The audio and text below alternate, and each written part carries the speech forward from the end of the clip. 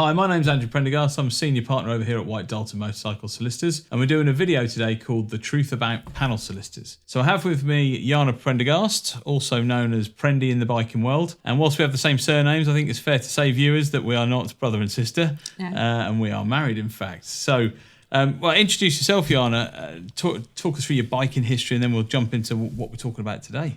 Okay, thank you. Well, I am the marketing manager at White Dalton. I have spent years and years being a crime reporter, first of all, so that I knew a lot about crime reporting, court work, all that sort of stuff. And then I went into public relations, and I did that working in local government up and down the country. So this is all before we met, basically. Before we met. And then I got into biking almost 20 years ago.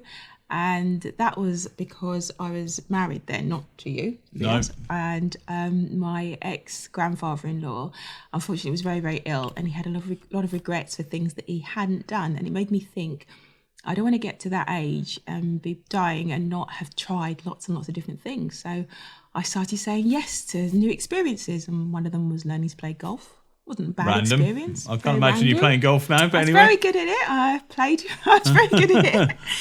And the other was CBT. I thought, I'll do CBT. I'll do a couple of days, get my CBT license, be able to ride a 125 and tick that off my list, and that'll be it. But Did that happen? No, I was... Well, the CBT happened. The CBT happened.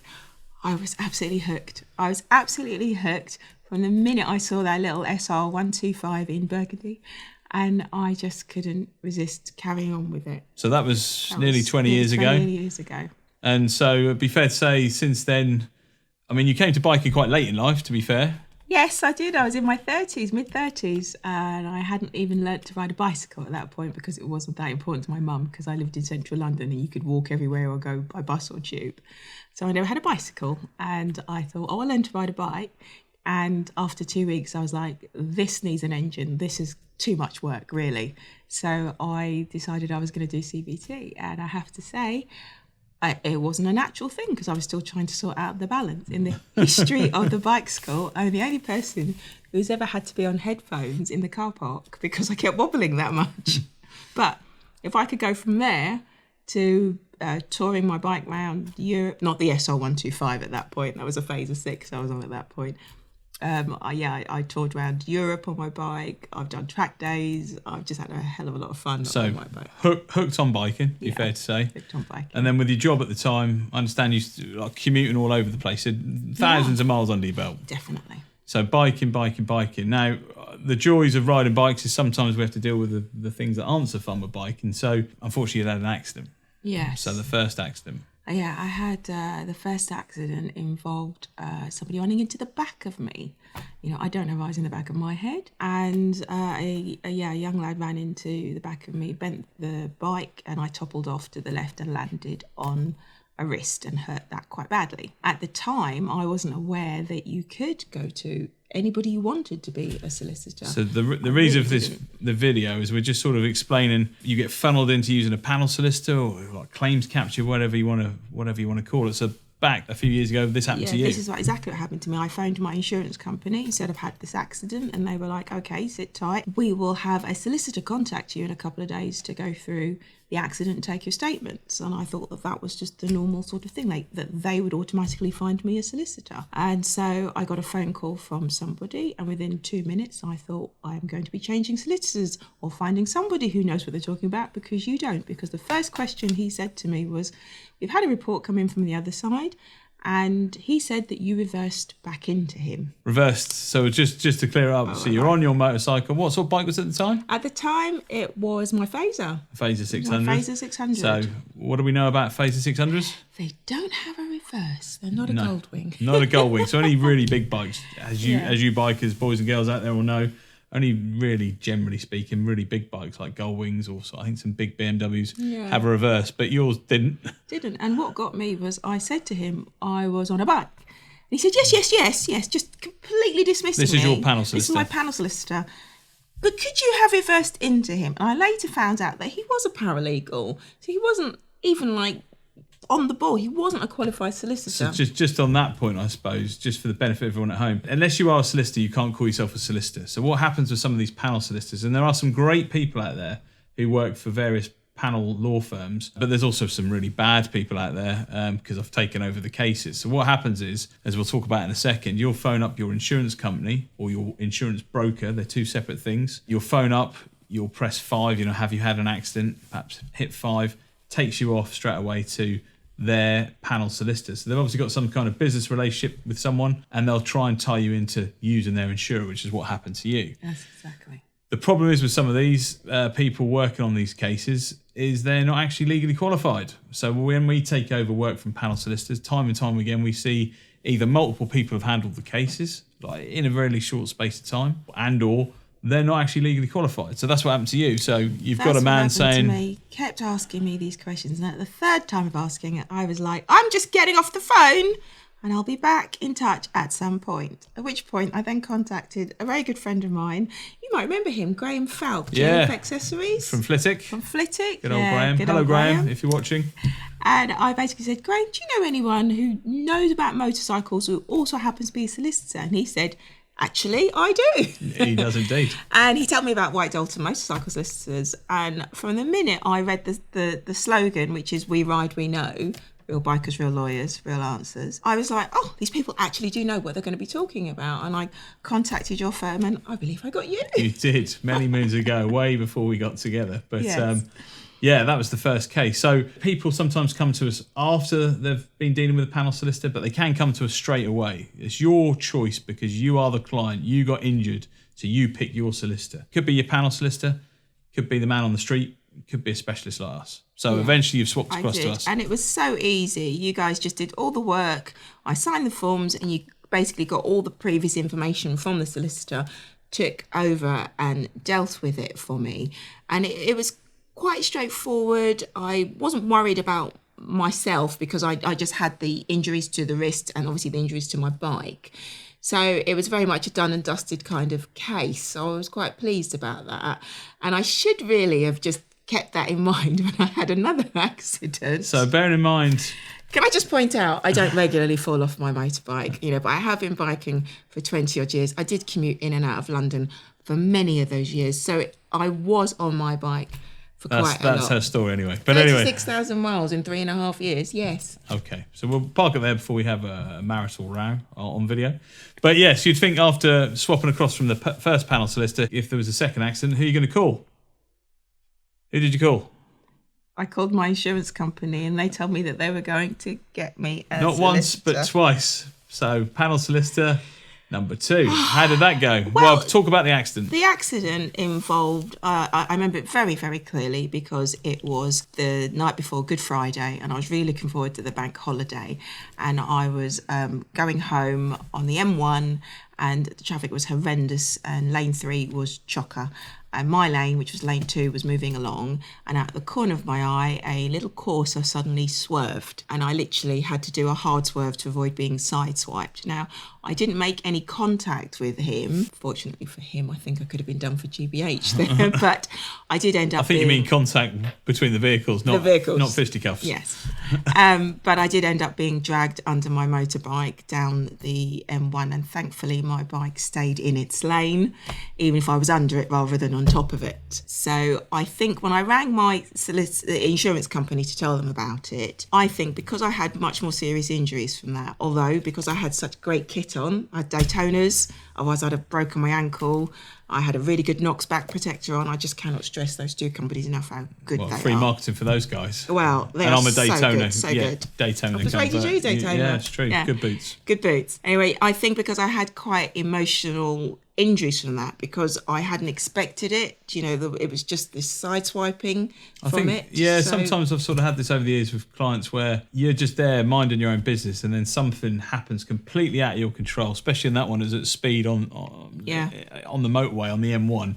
It's a massively scary thing to happen and it's completely out of control and you've done nothing wrong. So that's why I think when they said, we'll find you a solicitor, I was just like, yeah, crack on with it, because I was more concerned with physically trying to heal and emotionally dealing with what was going on with that. But I did end up changing solicitors because, again, I just became really disillusioned with the solicitor that I had. It was like when I rang them, they barely knew the case. I really felt like I must have been one of like 70 or 80 or 90 cases and they had no idea what I was talking about. That was even if I could get hold of them. This is something where we find time and time again. So we're a completely independent law firm. We're not in bed with any insurance companies or bike hire people or anything like that. We are small, we are niche, we are bespoke. And sometimes we're finding cases we're taking over from panel solicitors where the insurance companies appointed them. Is these people, you mentioned sort of 70 or 80 cases, we're finding out sometimes these solicitors or paralegals who aren't even qualified have got 500-600 cases. So the chances of them remembering your case is difficult. And so you found, I think on the first case, if memory serves me right, definitely unqualified. On the second case, you think he might have been qualified? Might have been qualified, but just didn't even have time for it. Did not have time for me on my case at all. And I remember contacting you, and you did berate me. Yes, did berate me as to why I hadn't just come straight to you guys, but very kindly then agreed to take on second case. And it makes me look good, doesn't it? Because the benchmark was quite low already. Unqualified, first case, unqualified, I am qualified. Second case, massively overworked. I mean, I could say I'm not massively overworked. I probably am busy, but not as busy and overloaded as some of these panel solicitors by all accounts. But again, the difference was very clear with White Dalton being such a niche firm, because not only did you deal with the issue of trying to get liability admitted because there was this issue that I hadn't actually collided with him. Yeah, so on that point, again, where sometimes we do better with the over panel solicitors or people who haven't got biking experience is, one, understanding how bikes work, two, understanding what happens when bikers get hurt. We'll talk about that in a second, the emotional side of things. But also actually dealing with liability. So in your case, there was no contact. You go, well, it's your fault, you just swerved and fell off, was the allegation. But we say, well, no, there's a chain of causation, and the first link in that chain of causation is matey boy in his course for swerving, causing you to have to react.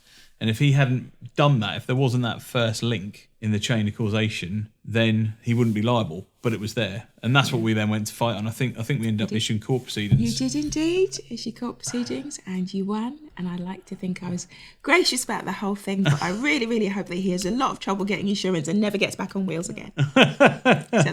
So fair enough. So there we go. So just in your case, I don't think it happened to you. Well, it might have done with the bike hire offer, but we've talked about this in another video. So just be aware with panel solicitors and your insurers, as soon as you phone up your insurance company, don't get me wrong, we're in business to make money, like you're all going to work to make money. So I make no bones about that. But you've got to be careful when you phone your panel solicitor, or you phone your insurance company, they divert you off to try and use their panel solicitor. So there's some kind of business arrangement there. And they might try and send you off to a third-party company who's separate to that to hire you a bike or store your bike. And we've covered this in another video, but just be aware, as soon as these things are, it's free, it's all good, you need to be very careful that there's no such thing as a free lunch. And don't get me wrong, I like a good lunch, as you can see, but nothing's free, so be careful about that. Yeah, so I don't think you got offered a hire bike. I made it clear that I couldn't drive anywhere. I had a dodgy wrist to come down on that, and ankle injuries, so I wasn't going anywhere, and I certainly didn't need another bike at that time. So I had no problems being able to say no to that sort of thing if it had come up, but it didn't, so I was quite lucky, although I understand that is quite a regular thing now. Yeah, it's got a lot more prevalent in the last sort of 5 years, especially credit storage, where the panel solicitor or their preferred company trying to scoop your bike up and then charge you to store your own bike somewhere else. I had that where they wanted to, because obviously I got carted off to hospital. My bike was in the middle of the M1. But I had some very, very good friends who contacted the police because they'd got it initially and got it back from them straight away. So I didn't have any, when they rang up and they're like, oh, we could store it. I was like, no, it's been gone. It's been got. I didn't have to worry about money totaling up. Yeah. But coming back to you guys, again, because it was a niche firm and it was we ride, we know. The other thing I felt very much, which I hadn't been getting from my panel solicitor, was an understanding of what I call the holistic thing. You recognise that when you sent me off to the experts to have a look at my injuries, and you'd also sent me a lot of questionnaires about how the accident affected me. Now, I remember very clearly one of the worst things that affected me, and I actually wrote this, was I couldn't wear my 3-inch heel shoes anymore. And it was very distressing. Are you still wearing 3-inch heel shoes? I am, but wedges now. Yeah. But it was very distressing. I had a whole wardrobe. I was power dresser. I was leading local government authorities. Images of big shoulder pads. Suits. I was very suited. Okay. And it was all part of my image and something that I did. And to not have it, walking around in flat shoes was not me at all for work. I bike to work, but I always got changed. It's So hang on, you'd bike into London. I'd bike into London, and then you got to have the right luggage, and then you just have your kit, your stuff folded only in half, not rolled up into bin bags like you do. No, okay, fair enough. And then I'd go into the ladies and get changed and come out. Dressed to impress. Dressed to impress. So what do we do? I mean, you got to cast my mind back. This is quite a few years ago. Yeah. So we'd sent you off to see an orthopaedic expert to deal with your physical injuries. Yes, my physical injuries, and with a combination of what they wrote back to you, and also about the questionnaires that I filled in, you realise that I had some mental health issues, concerns about being back on the bike, about flexibility, all these things that made me me. So something your panel solicitor in the second accident just hadn't picked up on at all? No, hadn't picked up on at all. And you guys were great, because with all that knowledge and that information, I ended up having 2 types of therapy as well. Okay. So one was the CBT. Yep, cognitive behavioural therapy for those viewers at home. Yep, and the other one was I actually went to a hypnotherapist as well to help me relax and be able to get back on the bike and enjoy biking, because it absolutely terrified me. Like, I did start commuting back into London. By the time I'd get to work, I would be a complete tense, like shoulders up to here, so worried about being knocked off that I was exhausted by the time I got to work. And I persevered because I love biking. It's in my DNA, I suppose you could say. I love it. But I was terrified of it at the same time. So having both the CBT and the hypnotherapy working together, it got you back on track. Got me back on track, so I could. And after that, eventually back to normal. Back to normal, yeah. And in fact, I had a Triumph 955 after that, and now I'm on my MT-09 Chaser Cassius, my beautiful boy. Fair play. Yeah. And ridden all over. Ridden all over. So what would be the take home then for the viewers at home? And I know you're biased because you're working for us and married to me, but yes, indeed, but felt so loving. Yes. But what would you say about panel solicitors? Panel solicitors is, don't feel that you have to take what's put on the plate before you. If you've had a biking accident, you want bikers. You want someone who knows about it and who's qualified as a solicitor to marry the two together. And I think that you are going to get that with a firm like White Dalton. You're not going to get it from a panel solicitor where it's a free-for-all and you don't know whether you're going to end up with a paralegal or a qualified solicitor. So you just don't even want... And if they don't know about motorbikes, forget about it. And if you go to somewhere like White Dalton, they will look at the whole thing holistically for you. They will look at your mental health as well as your physical health, because they'll understand how much biking is important to you, whether it's for fun or whether it is something you need as part of your work. And they'll understand that. And I think those are the two key things to remember. Okay, well, I'm not going to add any more to that. Thank you very much. I think that summarised things beautifully. Well, that brings our video to an end. Thank you very much for watching us.